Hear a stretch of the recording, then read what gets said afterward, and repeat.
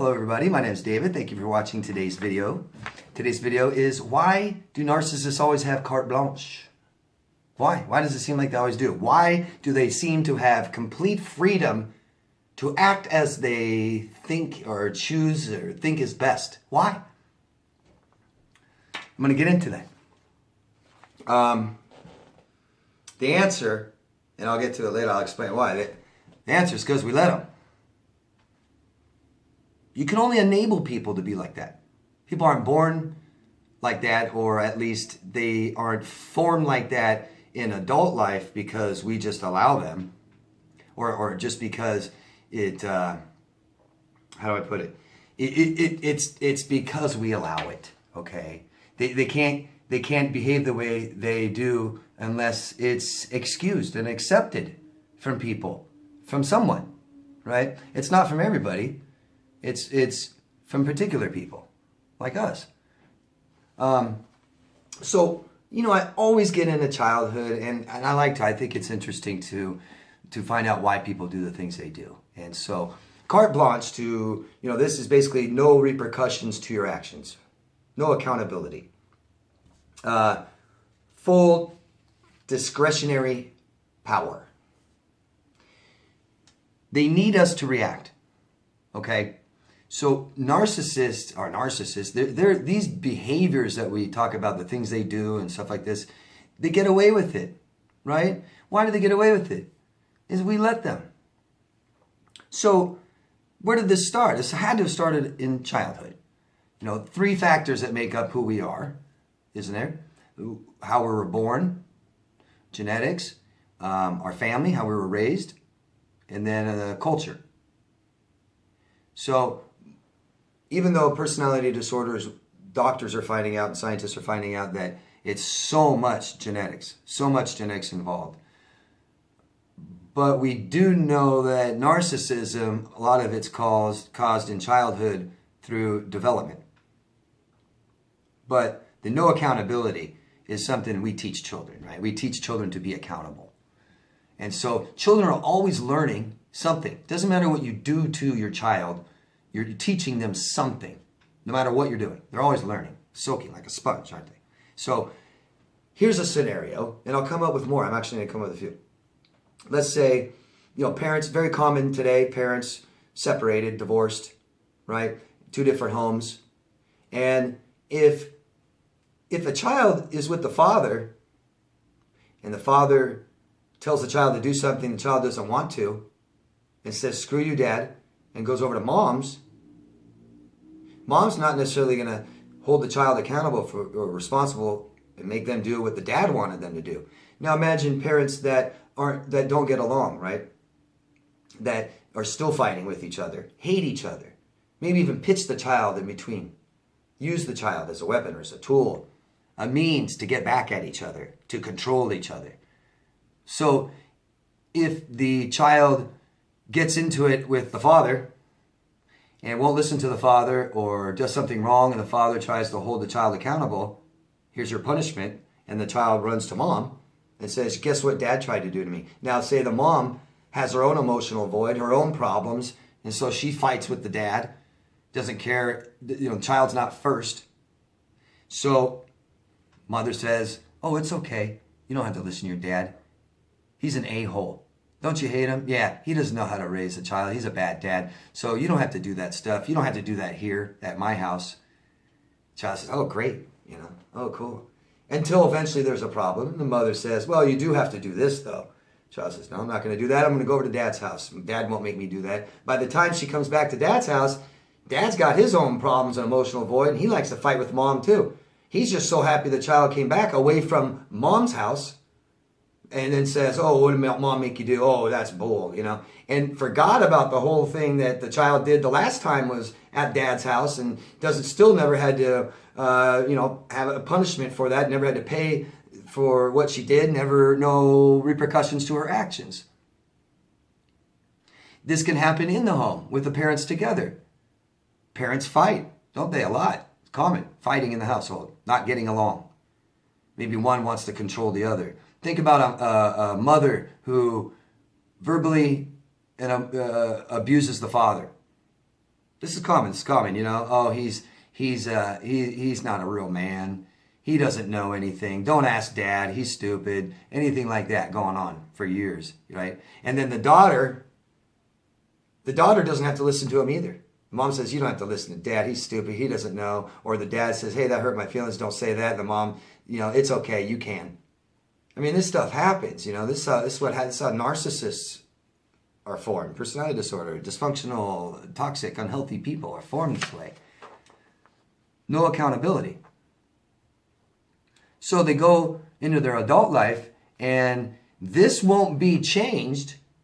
This behavior, this mentality will not be changed until or unless they have to. And as long as they can find people that don't hold them accountable, they don't have to. They don't have to be. Right? So that's evident.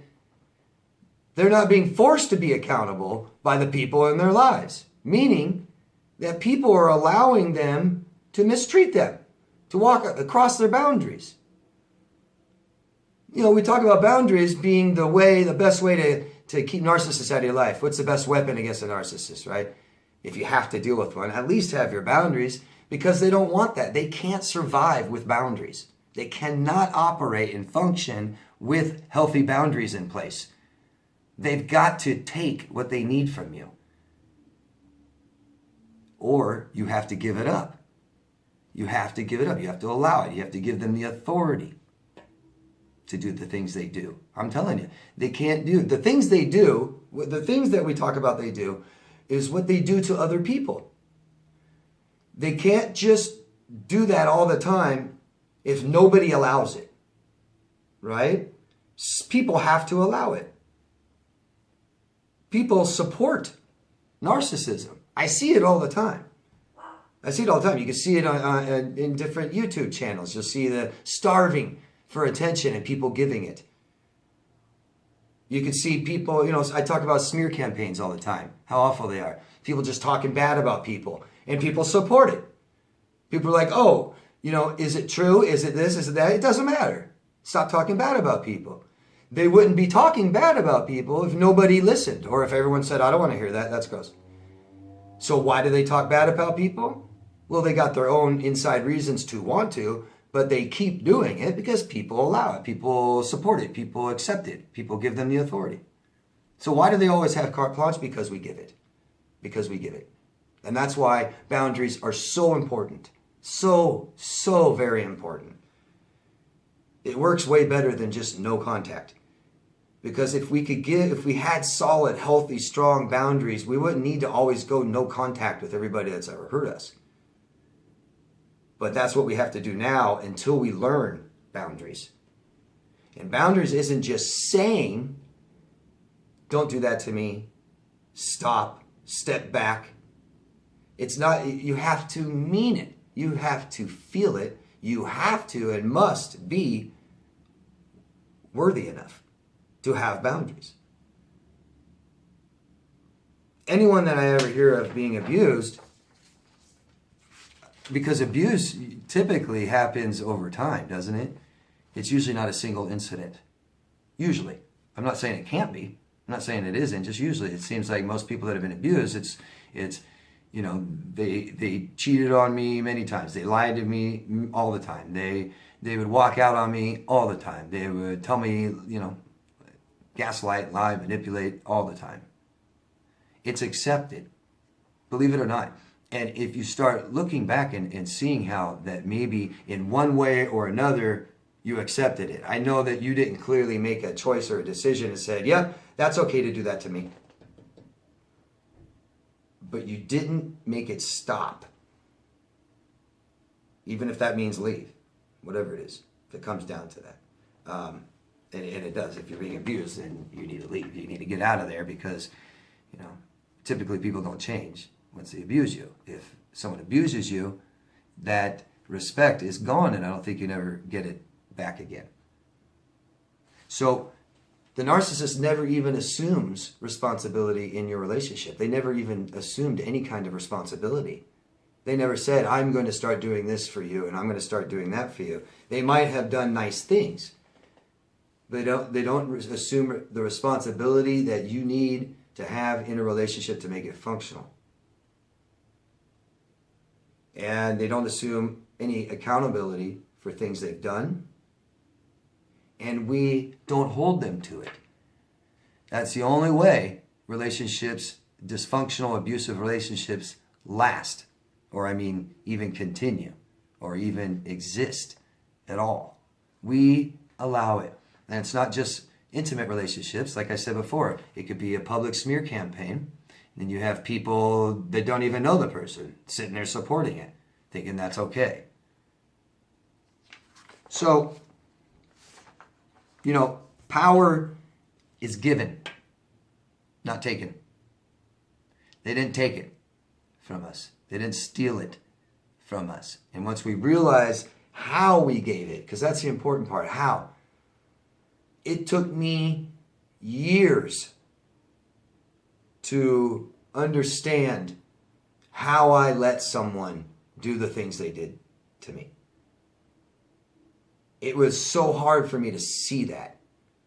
Really, it took a few years for me to really understand how I totally let it happen. I totally gave somebody else the power to abuse me. Really, it was really hard to see that.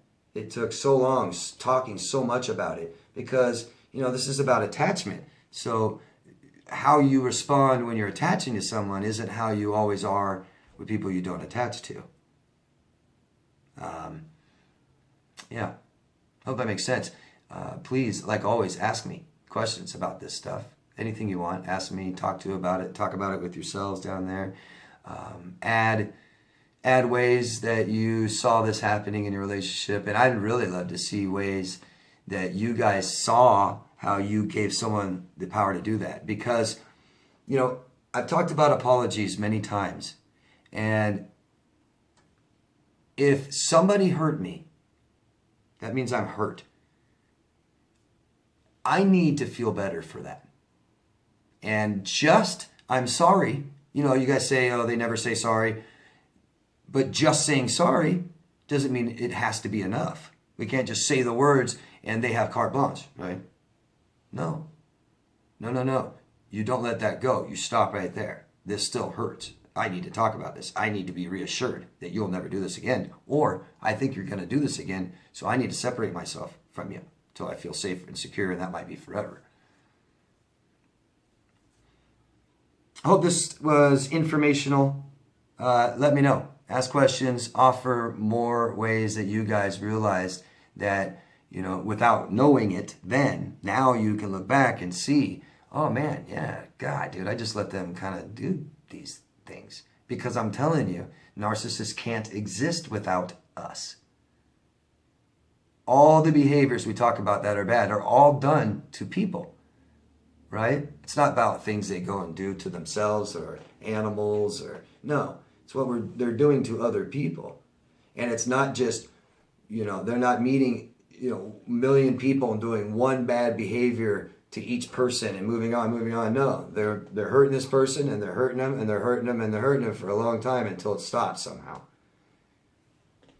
But if you don't hold someone accountable for how they hurt you, it will continue. And you're responsible for that. That's something that people don't realize a lot. A lot of people don't realize that you are actually responsible for your own feelings. So if somebody hurt you, you are responsible to fix that and make yourself better. Because if you leave that responsibility up to somebody else and say, you need to make me feel better, you've just given them the power. You see that? Hope that makes sense. Thanks, guys. Love yourself first. Ask questions, and I will see you again later. Bye-bye.